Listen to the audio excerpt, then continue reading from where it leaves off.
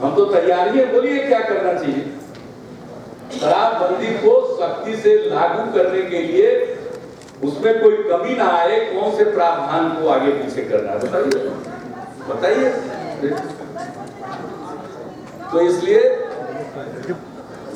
अरे भाई आप लोग महिला लोग, आप लोग का विचार तो नून है, हम तो आपके साथ हैं, हम तो उन लोगों से पूछते हैं ये चीज। और दूसरी बात है, इसी पर इसको आगे बढ़ाते हुए कह रहे हैं कि सारे देश के लोग बैठे हुए हम लोग के पार्टी के, पुराने समाजवादी जनता पार्टी बन गया, हमारे तमिलनाडु के अध्यक्ष हैं राजशेखर जी, कामराज जी के साथ काम करते, भारतीय जनता पार्टी बना, कांग्रेस को, सोशलिस्ट पार्टी, जनसंघ, लोक दल सबके मर्जर से बना था। अब जनता पार्टी के बाद जनता दल के बाद भी न जाने कितने टुकड़े हुए, दिल के टुकड़े हजार हुए, कुछ यहाँ गिरा कुछ वहां गिरा, सबसे हुए तो जनता दल से जनता दल यू हम लोग,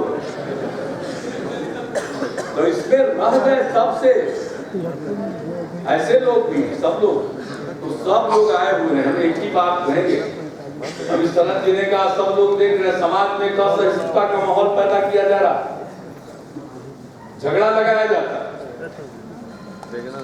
मैं एक बात कहना चाहता हूं, इस देश में हमारी विविधता,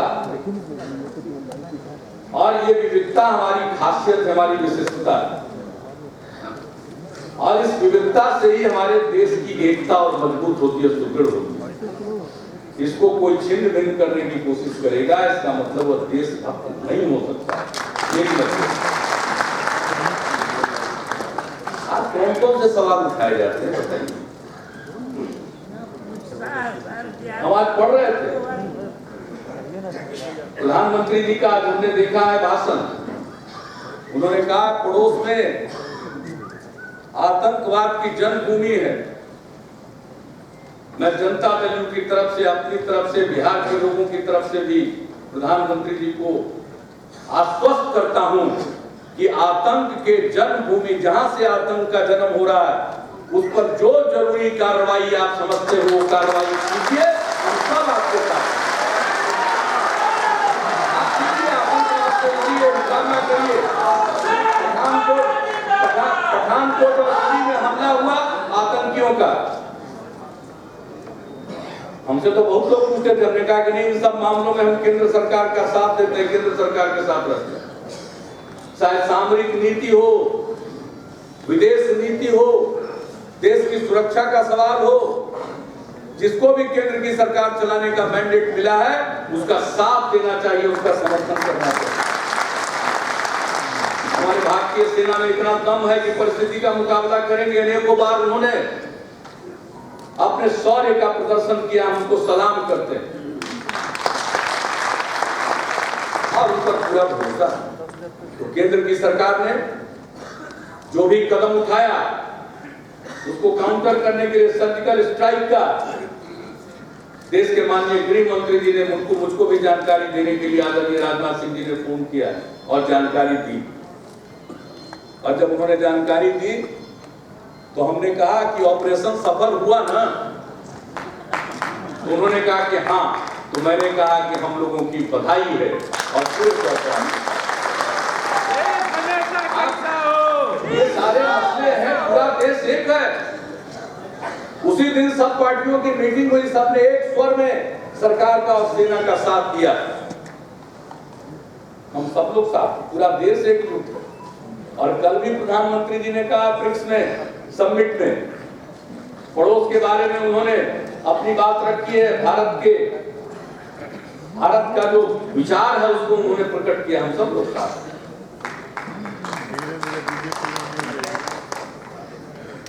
लव लेटर मत लिखिए, पाकिस्तान को उसी की भाषा में जवाब दीजिए, जो भी आप कदम उठाइए हम सब लोग इस मामले में आपका साथ देंगे। इस मामले में हम लोगों की राय बहुत स्पष्ट है, उसमें अगर मगर नहीं है। हम लोग उन लोगों में से नहीं है जिसने कहा कि अरे भाई इसके बारे में यहाँ चर्चा है वहाँ चर्चा है, जरा बता दीजिए, दिखा दीजिए कैसे हुआ। ये सारी बातें बेमतलब की। जो भी करेगी केंद्र की सरकार और हमारी सेना, हम सब लोग साथ।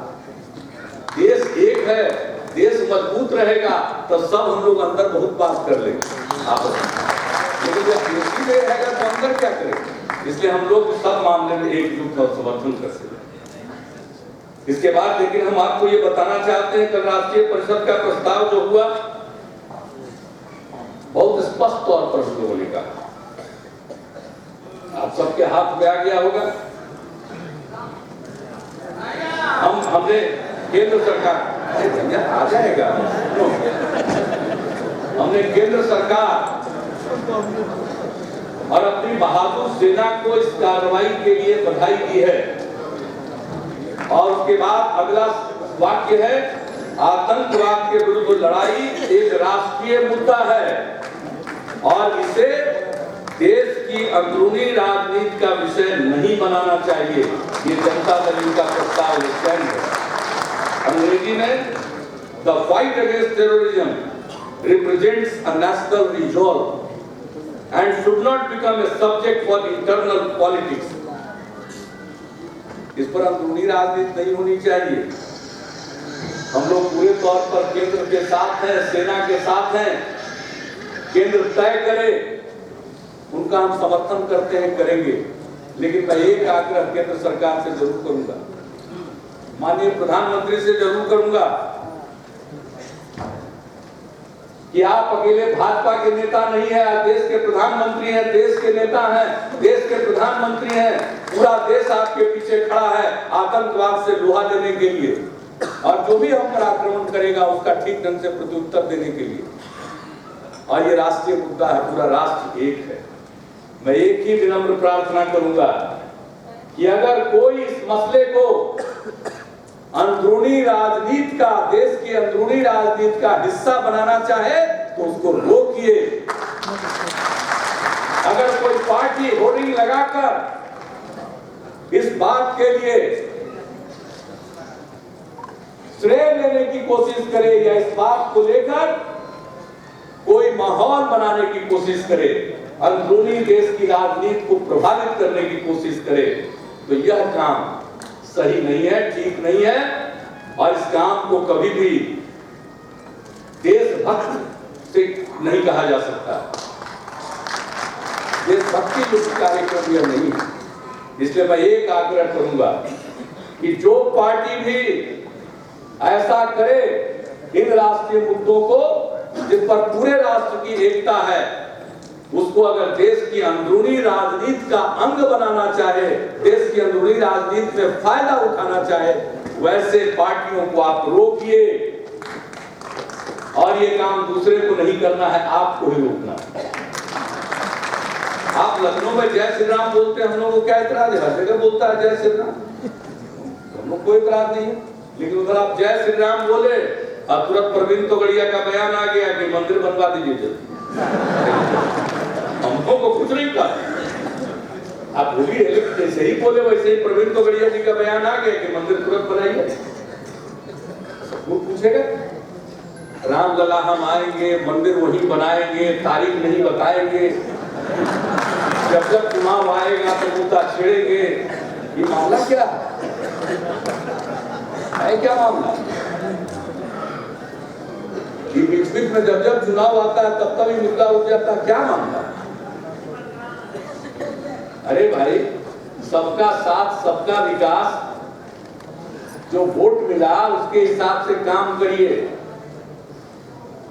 इन मुद्दों से तात्कालिक रूप से अगर आपको कहीं किसी राज्य में वोट का कुछ फायदा भी हो जाए राजनीतिक तौर पर, लेकिन देश का फायदा नहीं हो सकता, क्योंकि देश का विकास सबके विकास पर निर्भर करता है, हर तबके के विकास पर निर्भर करता है। क्या है विकास? आज 7% विकास दर की बात कर रहे हैं, 7% से अधिक विकास दर की बात कर रहे हैं। आंकड़े आप जिस प्रकार से भी मैनेज करिए, नए आधार पर आप आंकड़े जिस प्रकार से गढ़िए, लेकिन हकीकत क्या है, जमीनी सच्चाई क्या है? कहां दिख रहा है विकास? इतना बड़ा ग्रोथ रेट कहां दिख रहा है? कहां एम्प्लॉयमेंट जनरेट हो रहा है? युवाओं को, पुरुष हो या स्त्री, कहां रोजगार मिल रहा है? कहां गया सालाना 2 करोड़ लोगों को रोजगार देने का वादा? कितने लोगों को रोजगार मिल पा रहा? देश का मुद्दा यह है, आज किसान की बात होती है, लोग आत्महत्या कर रहे हैं। आप बताइए, इस बात को देखिए, क्या हुआ? जाट आरक्षण आंदोलन। जाट समुदाय को माना जाता है भी किसान समाज है, मुख्य पेशा खेती है, कृषि है। अब उनके अंदर भी आरक्षण की मांग हो रही है। पाटीदार समाज, पटेल समाज गुजरात में विकसित माना जाता था, वे भी मूलतः किसान हैं, आज वो आरक्षण की मांग कर रहे हैं। मराठा समुदाय महाराष्ट्र में, भले ही मुद्दा कुछ और दिख रहा है, किसी महिला के साथ दुर्व्यवहार का, लेकिन आपको मालूम है लाखों की संख्या में शांतिपूर्ण ढंग से एक जगह लोग उपस्थित हो रहे हैं, सब लोग देख रहे हैं क्या हो रहा। चाहे मराठा हो, जाट हो, पाटीदार हो, उनमें कुछ लोग जो संपन्न हैं उनको दिखाकर बाकी जो कृषि पर निर्भर हैं उनकी जो हालत खराब हो गई है। मुद्दे कोई उठाए, सबसे बड़ी बात है कि उनकी स्थिति बहुत खराब हो गई। जो कृषि पर निर्भर है, यानी इस देश में जो एग्रेरियन क्राइसिस चल रहा है, देश का नेतृत्व कर रहे माननीय प्रधानमंत्री से मैं कहूंगा कि इसको देखिए, जो क्राइसिस चल रहा है, सच्चाई ये है कि जो कम्युनिटी के लोग पहले आरक्षण की बात भी नहीं सोचते थे, आज आरक्षण की मांग कर रहे हैं। इसका मतलब है कि अब उनको ऐसा इस बात का एहसास हो रहा है कि अब वे भी इतने पिछड़े हैं कि उन्हें भी आरक्षण मिलना चाहिए। मुख्यतः किसान जात के लोग, जरा इस बात पर गौर करिए, वो क्या रहा है इस देश में। लोगों ने बड़ी उम्मीद की थी कि न्यूनतम समर्थन मूल्य घोषित होगा, जो लागत आएगी फसल के उत्पादन पर, उस पर 50% मुनाफा जोड़ा जाएगा। कहां गई ये घोषणा? क्यों नहीं मिल रहा? 5 साल के बाद आमदनी दुगना होगी, और जो आमदनी दुगनी होगी उस रुपये की कीमत कितनी अगली बार बचेगी? जो मध्यम वर्गीय किसान हैं उनकी भी औसत आमदनी साल भर में अगर 20,000 रुपया है, तो आप जरा कल्पना करिए, एक महीने में अगर 1800-1900 रुपए की आमदनी है तो प्रतिदिन कितनी आमदनी हुई? जोड़ लीजिए हिसाब। जो न्यूनतम मजदूरी का दर है उसके नीचे किसान की आमदनी है, और अगर वो किसी न किसी आरक्षण के आधार पर वाल खा रहा है, तो दीवार पर की लिखावट को समझना चाहिए। जब तक इस देश में कृषि के क्षेत्र में और एग्रीकल्चर सेक्टर में पूरे तौर पर ध्यान नहीं दीजिएगा, मामला ये बनने वाला नहीं है, ये बिगड़ता चला जाएगा। ठीक है, वक्ती तौर पर कभी मंदिर का, कभी मूर्ति का, कभी लव जिहाद का, कभी कुछ का सवाल उठा दीजिएगा, कभी गाय को फोटो, उसको माला वाला पहना के, टीका लगा करके चुनाव के एक दिन पहले घुमा दीजिएगा, कुछ लाभ आपको मिल जाएगा। लेकिन देश कहां जाएगा? कहां जाएगा देश?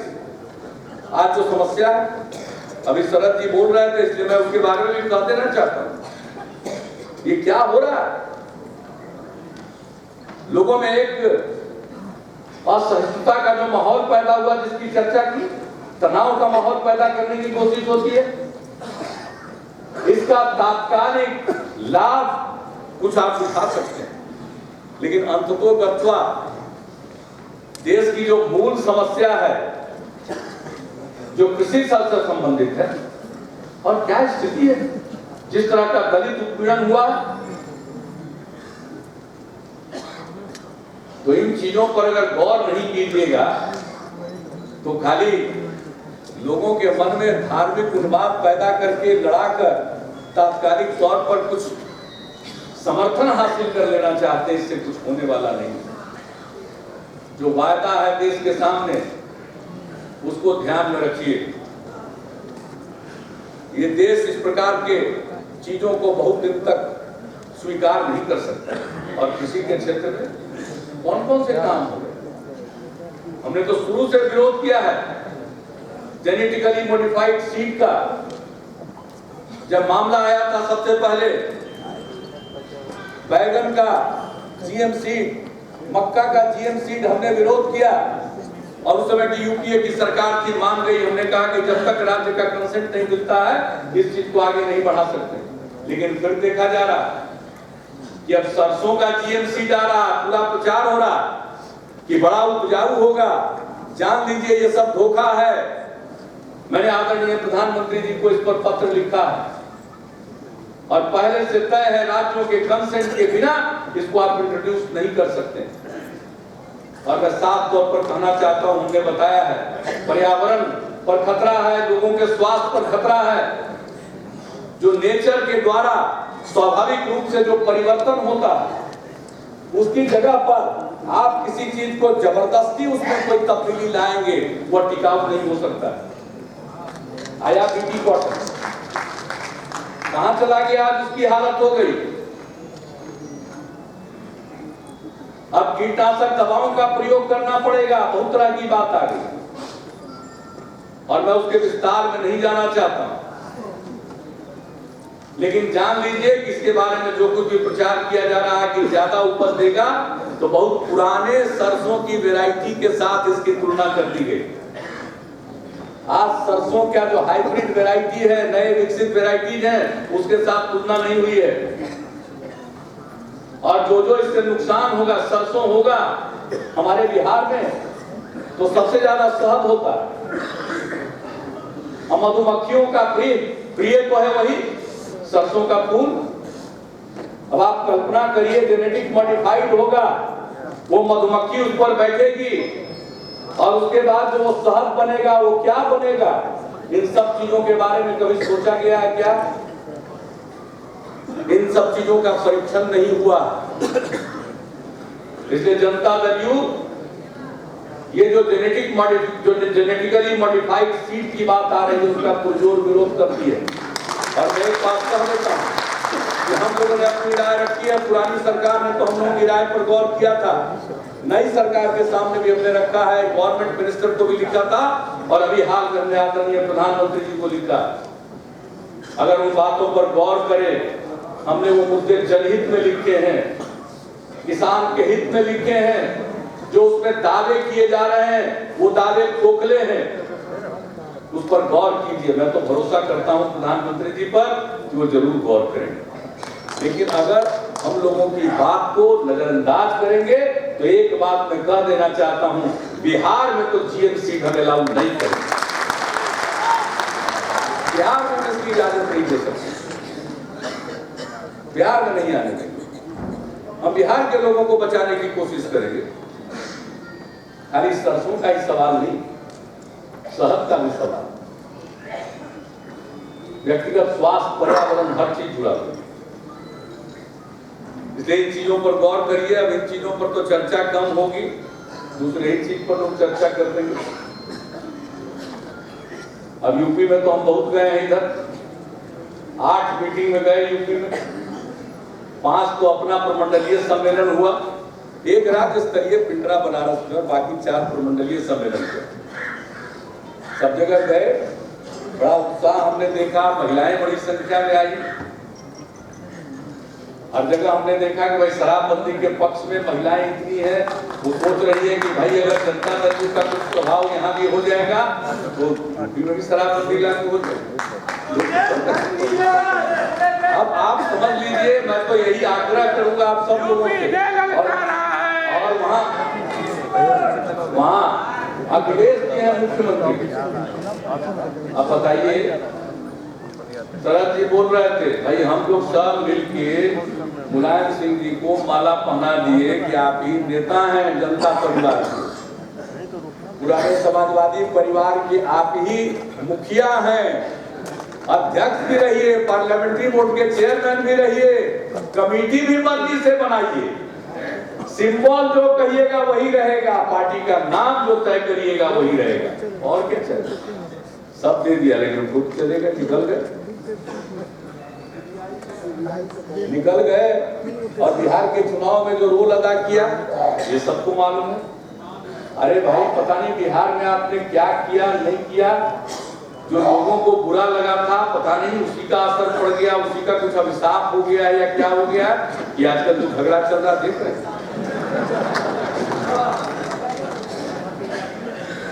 बिहार में ऐसा आकर के कर दिए कि इसका ऐसा अभिशाप पड़ा है, ये क्या हो रहा है बताइए साहब। यूपी का क्या हाल हुआ, भाई लड़ना है भाजपा से, लड़ना है उसके विचार से, और वहां लड़ रहे हैं आपस में। बुरा लगता है, अच्छा नहीं लगता है। आखिरकार कुछ पुराने संबंध रहे तो अच्छा नहीं लगता। अखिलेश जी युवा चेहरा, कोशिश किया है काम करने का, मैं तो बार बार अखिलेश जी को कहता हूं, अखिलेश जी हिम्मत करिए, यूपी में शराबबंदी लागू कर दीजिए, किसी की आपको जरूरत नहीं पड़ेगी, किसी के साय की जरूरत नहीं पड़ेगी, और लागू करके हिम्मत करिए। अगर ऐसा हिम्मत करिएगा तो हम लोग भी आपका साथ देने के बारे में सोचेंगे, लेकिन हिम्मत तो करिए, कहीं ऐसा नहीं हो कि बिना हिम्मत कर रहा जाइएगा। जब तक आदमी, बड़ा दुनिया भर में मशहूर कहावत है, नो रिस्क नो गेन, जब तक आप जोखिम नहीं उठाइएगा तो पाइएगा नहीं। इसलिए मैं तो यही आग्रह करूं, अरे भाई हम लोग तो सब परिवार को एक करने चले, तो लोग तो अपने अपने परिवार में चले गए, भाई उसको भी तो संभाल के रखते, उसको भी तो हम लोगों को लिखता है, वही हम लोगों से जो कम आयु का है उसको कुछ सही सलाह दे दे, बड़ा सलाह कौन मानेगा, मानेगा।